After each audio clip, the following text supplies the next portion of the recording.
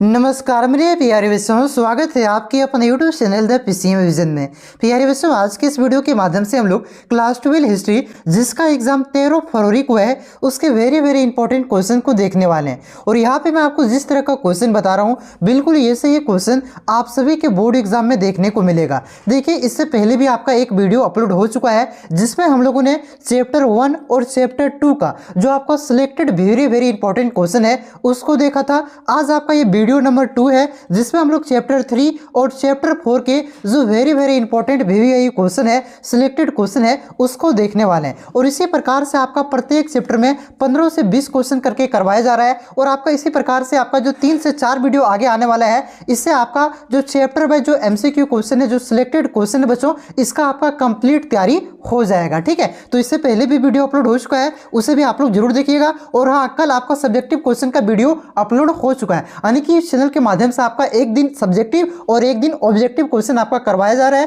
ताकि आपका कंप्लीट तैयारी हो जाए। और ऐसा आपका सारे सब्जेक्ट का तैयारी करवाया जा रहा है। ठीक है, तो चैनल पे आप लोग नए हैं तो चैनल को सब्सक्राइब जरूर कीजिएगा और इस वीडियो को आप लोग जितना हो सके दोस्तों में शेयर जरूर कीजिएगा। ठीक है, तो इस वीडियो में हम लोग चैप्टर 3 और चैप्टर 4 के जो इंपॉर्टेंट सिलेक्टेड क्वेश्चन है 15 क्वेश्चन, उसको हम लोग यहाँ पे देखने वाले हैं। ठीक है, इससे पहले आपका चैप्टर 1 और चैप्टर 2 का अपलोड हो चुका है, उसे आप लोग जरूर देखिएगा। चलिए देखिए, पहला क्वेश्चन आपका क्या है बच्चों कि संस्कृत ग्रंथों में कुल शब्द का प्रयोग किसके लिए की गई। तो संस्कृत ग्रंथों में कुल शब्द का प्रयोग परिवार के लिए किया गया है। ऑप्शन नंबर ये इसका करेक्ट आंसर होगा, परिवार। उसके बाद देखिए अगला क्वेश्चन आपका क्या है कि महाभारत की रचना किसने की। तो महाभारत की रचना वेद व्यास ने किया है। ऑप्शन नंबर 20 का करेक्ट आंसर हो जाएगा, वेद व्यास। और महाभारत की रचना कौन से भाषा में किया गया है, तो इसे भी आप लोग याद रखिएगा, महाभारत की रचना आपका संस्कृत भाषा में किया गया है। ठीक है, उसके बाद देखिए अगला क्वेश्चन आपका क्या है कि महाभारत का युद्ध कुरुक्षेत्र में कितने दिनों तक चला था। तो पहली बात ये आपको याद रखना है कि महाभारत का युद्ध कहाँ पे हुआ था, तो ये आपका कुरुक्षेत्र में हुआ था। और ये कितने दिनों तक चला था, तो ये आपका टोटल 18 दिनों तक चला था। ऑप्शन नंबर डी इसका करेक्ट आंसर होगा, 18 दिन। उसके बाद देखिए अगला क्वेश्चन आपका क्या है कि महाभारत कालीन समाज का स्वरूप कैसा था। तो महाभारत कालीन समाज का स्वरूप आपका पितृसत्तात्मक था। ऑप्शन नंबर ये इसका करेक्ट आंसर होगा, पितृसत्तात्मक। और पूछे कि हड़प्पा सभ्यता का समाज का स्वरूप कैसा था, तो याद रखिएगा हड़प्पा सभ्यता का समाज का स्वरूप आपका मातृसत्तात्मक था। और जो महाभारत कालीन समाज का स्वरूप है बच्चों, ये आपका पितृसत्तात्मक था। ठीक है, बहुत ही इंपॉर्टेंट क्वेश्चन है दोनों। अगला क्वेश्चन देखिए, अगला क्वेश्चन आपका क्या है कि मनु स्मृति में कितने प्रकार के विवाह का उल्लेख है। तो मनु स्मृति अतुबोले महाभारत में इन दोनों में आपका विवाह का टोटल 8 प्रकारों का उल्लेख किया गया है। ऑप्शन नंबर ये इसका करेक्ट आंसर होगा, 8। उसके बाद देखिए अगला क्वेश्चन आपका क्या है कि दुर्योधन की मां कौन थी। तो बहुत ही आसान क्वेश्चन है, बचपन से आप लोगों ने टीवी में महाभारत सीरियल को देखा होगा। दुर्योधन की मां कौन थी, तो ये आपका गांधारी थी। ठीक है, ऑप्शन नंबर ये इसका करेक्ट आंसर होगा, गांधारी। और कुंती किसकी मां थी, आप लोग कमेंट करके तुरंत बताइए, कुंती किसकी मां थी, कमेंट कीजिए।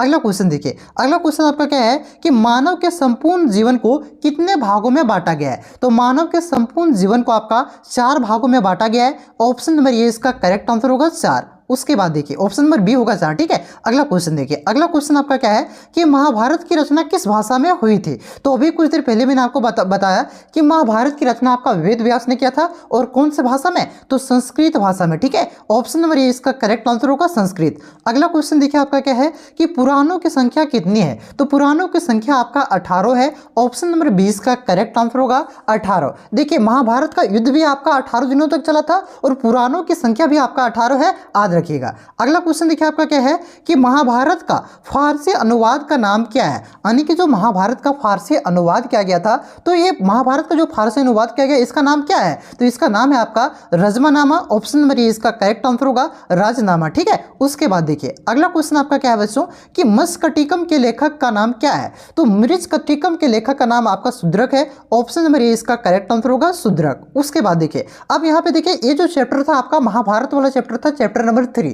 ठीक है, उतना इंपॉर्टेंट चैप्टर नहीं था, इससे ज़्यादा इंपॉर्टेंट क्वेश्चन नहीं बनता है। इससे बोर्ड एग्जाम में आपका ऑब्जेक्टिव में 1 से 2 क्वेश्चन पूछता है, अगर एक ही क्वेश्चन पूछेगा, हो सकता है कभी कभी 2 क्वेश्चन पूछ लेता है। ठीक है, तो इससे आपका बाहर नहीं जाएगा। अब हम लोग जो चैप्टर नंबर 4 है आपका विचारक, विश्वास और इमारतें हैं। ठीक है, इसके क्वेश्चन को देखते हैं और यहाँ हम लोग 20 क्वेश्चन को देखेंगे। बहुत ही इंपॉर्टेंट क्वेश्चन है, आपका यहाँ से 3 से 4 क्वेश्चन पूछा जाता है। ठीक है बच्चों, जिसमें मुख्यतः हम लोग किसके बारे में पढ़ते हैं, तो जैन धर्म और बौद्ध धर्म के बारे में पढ़ते हैं। ठीक है, तो देखिए पहला क्वेश्चन क्वेश्चन आपका क्या है कि सांची मध्य प्रदेश के किस जिले में स्थित है? तो सांची मध्य प्रदेश के आपका रायसेन जिले में स्थित है। ऑप्शन नंबर 20 का करेक्ट आंसर होगा रायसेन। उसके बाद देखिए अगला क्वेश्चन आपका क्या है कि महात्मा बुद्ध का जन्म कहाँ हुआ था? तो महात्मा बुद्ध का जन्म आपका नेपाल के लुम्बिनी में हुआ था। ऑप्शन नंबर ये इसका करेक्ट आंसर हो जाएगा लुम्बिनी। और लुम्बिनी कहाँ पे है? तो याद रखना है लुम्बिनी आपका नेपाल देश में है, वर्तमान के नेपाल में है, ठीक है। और याद रखिएगा महात्मा बुद्ध का जन्म कब हुआ था? तो इसे भी आप लोग ध्यान से नोट कर लीजिए। महात्मा बुद्ध का जन्म आपका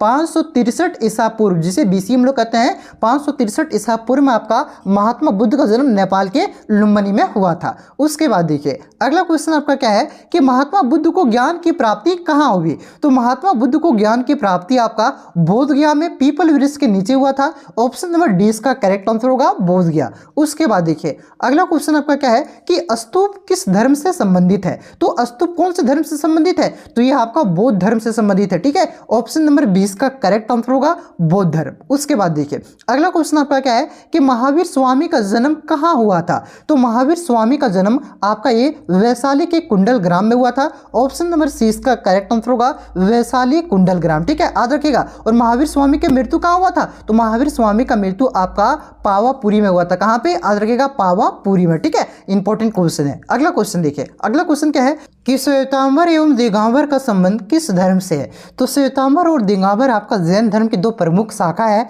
ऑप्शन नंबर डी इसका करेक्ट आंसर हो जाएगा जैन धर्म, ठीक है। देखिए जैन धर्म का जब दो भागों में बंटवारा हो गया था तो एक भाग आपका श्वेतांबर कहलाया था और एक भाग आपका दिगंबर कहलाया था। श्वेतांबर का नेतृत्व किसने किया था? तो श्वेतांबर का नेतृत्व आपका स्थल भाद्र ने किया था और दिगंबर का नेतृत्व आपका भाद्रबाहु ने किया था, याद रखिएगा, ठीक है। तो ये किससे संबंधित है? तो जैन धर्म से। उसके बाद देखिए अगला क्वेश्चन आपका क्या है कि जैन धर्म के 24वें तीर्थंकर कौन थे? तो जैन धर्म के 24वें तीर्थंकर आपका महावीर स्वामी थे। ऑप्शन नंबर सी इसका करेक्ट आंसर होगा महावीर स्वामी। देखिए जैन धर्म में टोटल कितने तीर्थंकर थे? तो याद रखिएगा जैन धर्म में टोटल आपका 24वें तीर्थंकर थे और 24 नंबर का तीर्थंकर आपका महावीर स्वामी था। और जो पहला यानी कि फर्स्ट तीर्थंकर था ये आपका ऋषभदेव था और 23 नंबर का तीर्थंकर आपका पारसनाथ था, ठीक है। पहला 23 नंबर और 24 नंबर ये तीन के बारे में आप लोग याद रखिएगा। ये तीन से ही क्वेश्चन पूछता है, ये तीनों इंपॉर्टेंट है। पहला आपका ऋषभदेव, 23 नंबर का आपका पारसनाथ और आपका जो 24 यानी कि अंतिम था आपका महावीर स्वामी, ठीक है। जो आपका पारसनाथ पढ़िया देखते हो ना, यह पारसनाथ के नाम पर ही रखा गया है, ठीक है, क्योंकि इसका जो यहाँ पे मृत्यु हुआ था यहीं पे हुआ था पारसनाथ पहाड़ी में, ठीक है। अगला क्वेश्चन देखिए मृत्यु मतलब समझ रहे हो ना, हाँ, निर्वाण की प्राप्ति मृत्यु ही कहा जाता है। अगला क्वेश्चन देखिए अगला क्वेश्चन क्या है कि महात्मा बुद्ध को अपना प्रथम उपदेश कहाँ दिया था? तो महात्मा बुद्ध ने अपना पहला उपदेश बच्चों ये सारनाथ में दिया था। ऑप्शन नंबर डी इसका करेक्ट आंसर होगा सारनाथ। देखिए इसे दो तरह के क्वेश्चन बनते हैं। एक क्वेश्चन ये बनता है कि जो पहला उपदेश है ये कहाँ दिया था और एक क्वेश्चन बनता है कि सबसे ज्यादा उपदेश कहाँ पे दिया था। तो याद रखिएगा पहला उपदेश आपका सारनाथ में और सबसे ज्यादा उपदेश आपका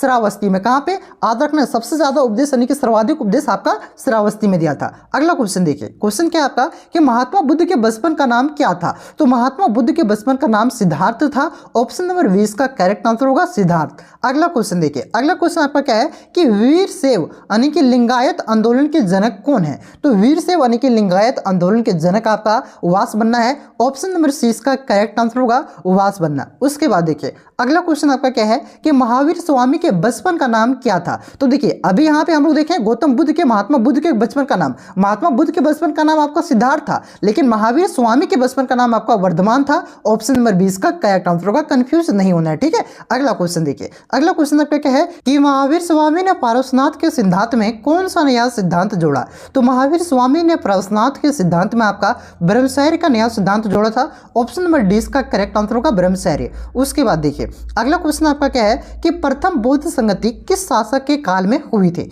तो जो आपका पहला बौद्ध संगति है बच्चों ये आपका अजात शत्रु के काल में हुआ था। ऑप्शन नंबर ये इसका करेक्ट आंसर होगा अजात शत्रु। यहाँ पे कुछ इंपॉर्टेंट क्वेश्चन आपको मैं बता रहा हूँ उसको आप लोग ध्यान रखिएगा, ठीक है। देखिए टोटल कितने बौद्ध संगति हुआ था? तो टोटल आपका 4 बौद्ध संगति हुआ था, ठीक है। पहला जो बौद्ध संगति है जो कि आपका अजात शत्रु के काल में हुआ था, एक कहाँ पे हुआ था? तो याद रखिएगा पहला बौद्ध संगति आपका यहाँ शॉर्ट में लिखता हूँ राज तो समझ आइएगा, राजगृह में हुआ था। कहाँ पे हुआ था? राजगृह में। और कब हुआ था? तो 483 ईसा पूर्व में। उसके बाद देखिए जो दूसरा बौद्ध संगति है बच्चों ये कहाँ पे हुआ था? तो ये आपका वैशाली में हुआ था। कहाँ पे? याद रखिएगा वैशाली में हुआ था। कब हुआ था? तो ये आपका 383 ईसा पूर्व में हुआ था, तो बीसी में। उसके बाद देखिए जो तीसरा बौद्ध संगति है ये थर्ड बौद्ध संगति आपका कहाँ पे हुआ था? तो ये आपका पाटलिपुत्र में हुआ हुआ था। याद रखिएगा, प लिख दिए तो मतलब पाटलिपुत्र, ठीक है। और एक कब हुआ था, तो ये आपका 251 ईसा पूर्व में हुआ था। और जो आखिरी यानी कि चौथा बौद्ध संगति बच्चों, ये चौथा बौद्ध संगति आपका कुंडल वन में हुआ था। कहाँ पे, कुंडल वन में हुआ था। और इसी जो चौथी बौद्ध संगति है जो कि कनिष्क के काल में हुआ था बच्चों, और इसी बौद्ध संगति में आपका बौद्ध धर्म आपका दो भागों में बट गया था, हीनयान और महायान, ठीक है। तो इसे आप लोग ध्यान रखिएगा, इससे आपका क्वेश्चन बनता है। पहला बौद्ध संगति आपका अजातशत्रु के काल में आपका कहां पे हुआ था, राजगीर यानी कि आज का राजगीर में 483 ईसा पूर्व में। सेकंड आपका वैशाली में हुआ था 383 ईसा पूर्व में।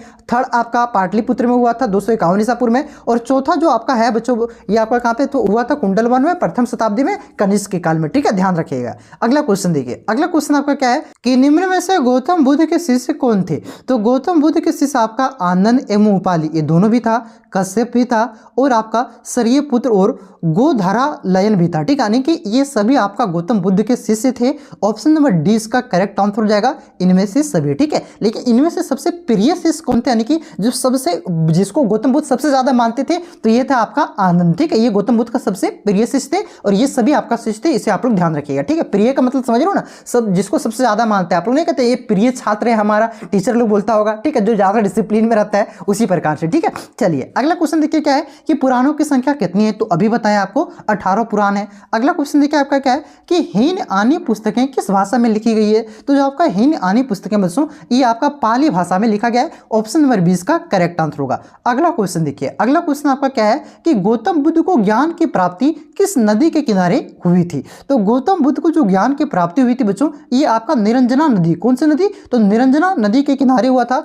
ऑप्शन नंबर सी इसका करेक्ट आंसर होगा, निरंजना नदी। और कौन से पेड़, तो याद रखिएगा पीपल के पेड़ के नीचे आपका गौतम बुद्ध को ज्ञान की प्राप्ति हुआ था। अगला क्वेश्चन देखिए आपका क्या है कि तृतीय बौद्ध संगति का आयोजन कहां हुआ था। तो मैंने आपको 4 बौद्ध संगति बताया, पहला राजगीर, दूसरा वैशाली, तृतीय पाटलिपुत्र और चौथा आपका कुंडल वन में। तो तृतीय पूछा है तो पाटलिपुत्र हो जाएगा भैया, ठीक है। ऑप्शन नंबर 20 का करेक्ट आंसर हो जाएगा। कब हुआ था, तो 251 ईसा पूर्व में, ठीक है। सारा नोट डाउन करते चलिए, बढ़िया साथ रहेगा। अगला क्वेश्चन देखिए, अगला क्वेश्चन क्या है कि त्रिपिटक साहित्य किस धर्म से संबंधित है। तो त्रिपिटक आपका बौद्ध धर्म से संबंधित है भैया, ठीक है। ऑप्शन नंबर 20 का करेक्ट आंसर होगा। अगला क्वेश्चन देखिए आपका क्या है कि महावीर स्वामी की मृत्यु कहां हुई थी। तो शुरू में ही मैंने आपको बताया कि महावीर स्वामी का जन्म कहां हुआ था। तो महावीर स्वामी का जन्म आपका वैशाली के कुंडल ग्राम में हुआ था, ठीक है। और इसकी मृत्यु कहां पे हुई थी, तो इसका मृत्यु आपका पावापुरी में हुआ था। आज रखिए कहां पे, पावापुरी में। ऑप्शन नंबर सी इसका करेक्ट आंसर होगा। अगला क्वेश्चन देखिए आपका क्या है कि किसके शासन काल में बौद्ध धर्म का विभाजन हीनयान और महायान संप्रदायों में हुआ था।